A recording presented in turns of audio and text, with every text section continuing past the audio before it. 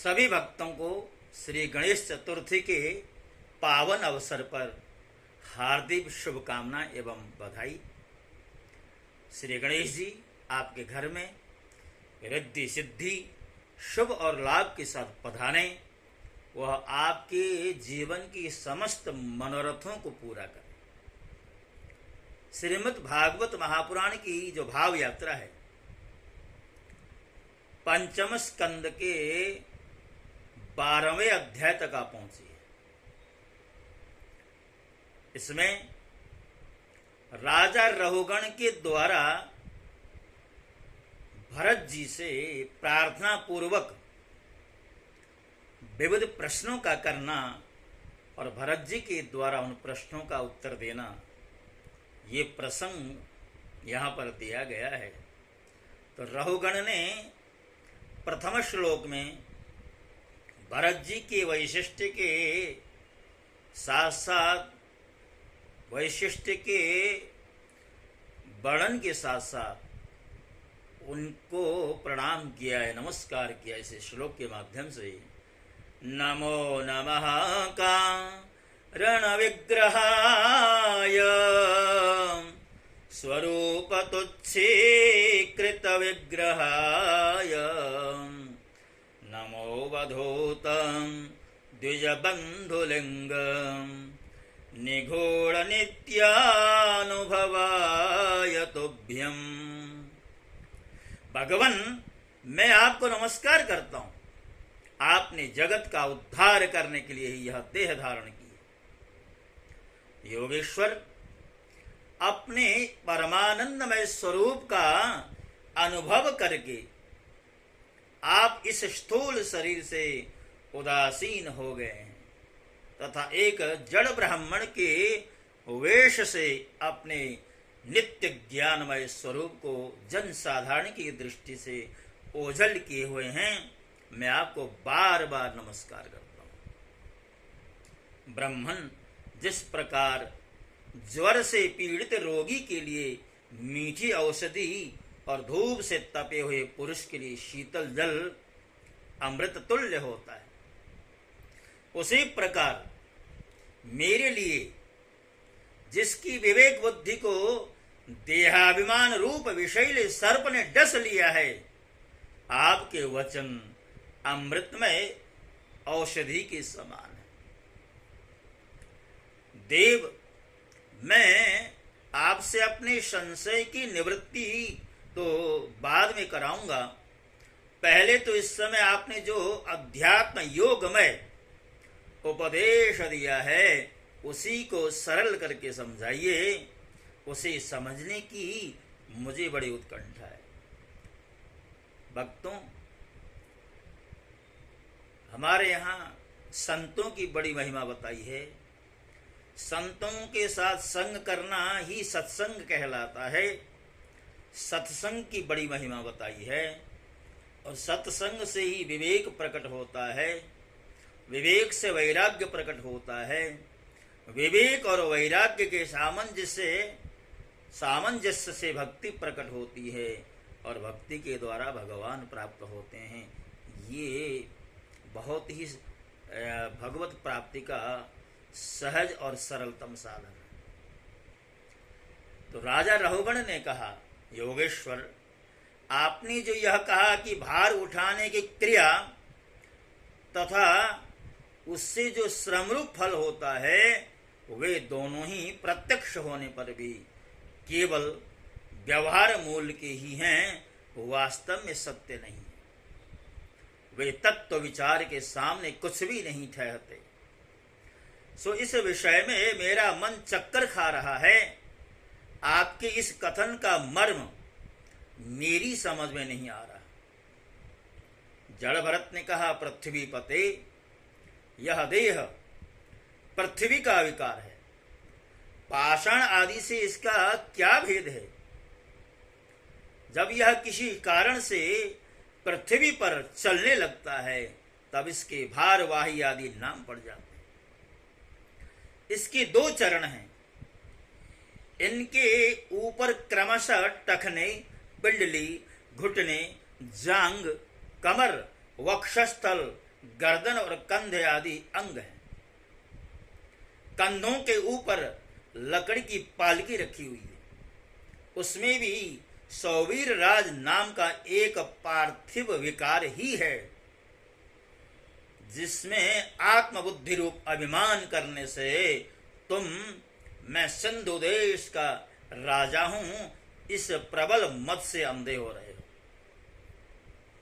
किंतु इसी से तुम्हारी कोई श्रेष्ठता सिद्ध नहीं हो। वास्तव में तो तुम बड़े क्रूर और धृष्ट हो। तुमने इन बेचारे दीन दुखिया कहारों को बेगार में पकड़कर पालकी में जोत रखा है और फिर महापुरुषों की सभा में बढ़ बढ़ कर बातें बनाते हो कि मैं लोगों की रक्षा करता हूं। यह तुम्हें शोभा नहीं देता। हम देखते हैं कि संपूर्ण चराचर भूत सर्वदा पृथ्वी से ही प्रकट होते हैं और पृथ्वी में ही लीन हो जाते हैं। अतः उनकी क्रियाभेद के कारण जो अलग अलग नाम पड़ गए हैं, बताओ तो उनके अतिरिक्त व्यवहार का और क्या मूल है। इस प्रकार पृथ्वी शब्द का व्यवहार भी मिथ्या ही है, वास्तविक नहीं है, क्योंकि यह अपने उपादान कारण सूक्ष्म परमाणुओं में लीन हो जाती है और जिनके मिलने से पृथ्वी रूप कार्य की सिद्धि होती है, वे परमाणु अविद्यावश मन से ही कल्पना किए हुए हैं, वास्तव में उनकी भी सत्ता नहीं है। इसी प्रकार और भी जो कुछ पतला मोटा छोटा बड़ा कार्य कारण तथा चेतन और अचेतन आदि गुणों से युक्त द्वैत प्रपंच है, उसे भी द्रव्य स्वभाव आशय काल और कर्म आदि नामों वाली भगवान की माया का ही कार्य समझो। विशुद्ध परमार्थ रूप अद्वितीय तथा भीतर बाहर के भेद से रहित संपूर्ण ज्ञान ही सत्य वस्तु है। वह सर्वांतरवर्ती और सर्वथा निर्विकार है, उसी का नाम भगवान है और उसी को पंडित जन वासुदेव कहते हैं। रहुगण महापुरुषों के चरणों की धूलि से अपने को नहलाए बिना केवल तप यज्ञादि वैदिक कर्म अन्नादियों का दान अतिथि सेवा दीन सेवा आदि गृहस्थोचित धर्मानुष्ठान वेदाध्ययन अथवा जल अग्नि या सूर्य की उपासना आदि किसी भी साधन से यह परमात्मा ज्ञान प्राप्त नहीं हो सकता। इसका कारण यह है कि महापुरुषों के समाज में सदा पवित्र कीर्ति श्री हरि के गुणों की चर्चा होती है, जिससे विषय वार्ता से तो पास में ही नहीं फटकते। जो वार्तालाप होता है विषयों का, जहां नित्य भगवत चिंतन होता है, वहां उसके लिए कोई स्थान नहीं है। जब भगवत कथा का नित्य प्रति सेवन किया जाता है, तब वह मोक्षाकांक्षी पुरुष की शुद्ध बुद्धि को भगवान वासुदेव में लगा देते। पूर्व जन्म में मैं भरत नाम का राजा था। ऐहिक और पारलौकिक दोनों प्रकार के विषयों से विरक्त होकर भगवान की आराधना में ही लगा रहता था, तो भी एक मृग में आसक्ति हो जाने से मुझे परमार्थ से भ्रष्ट होकर अगले जन्म में मृग बनना पड़ा। किंतु भगवान श्री कृष्ण की आराधना के प्रभाव से उस मृग योनि में भी मेरी पूर्व जन्म की स्मृति लुप्त नहीं हुई। इसी से अब मैं जन संसर्ग से डरकर सर्वदा असंग भाव से गुप्त रूप से ही विचरता रहता हूं। सारांश यह है कि विरक्त महापुरुषों के सत्संग से प्राप्त ज्ञान रूप खड्ग के द्वारा मनुष्य को इस लोक में ही अपने मोह बंधन को काट डालना चाहिए। फिर श्री हरि की लीलाओं के कथन और श्रवण से भगवत स्मृति बनी रहने के कारण वह सुगमता से ही संसार मार्ग को पार करके भगवान को प्राप्त कर सकता है। भक्तों, इसी के साथ साथ इस अध्याय को यहाँ पर विश्राम दिया गया। श्रीमद् भागवत बहुत ही गहन ग्रंथ है। जन सामान्य के लिए कई बार इसके प्रसंगों को, इसके विषयों को समझना सरल नहीं होता, किंतु भावार्थ के रूप में ही सही आप श्रीमद् भागवत जी का श्रवण करें, भागवत जी के विषयों को सुने, समझने का प्रयास करें।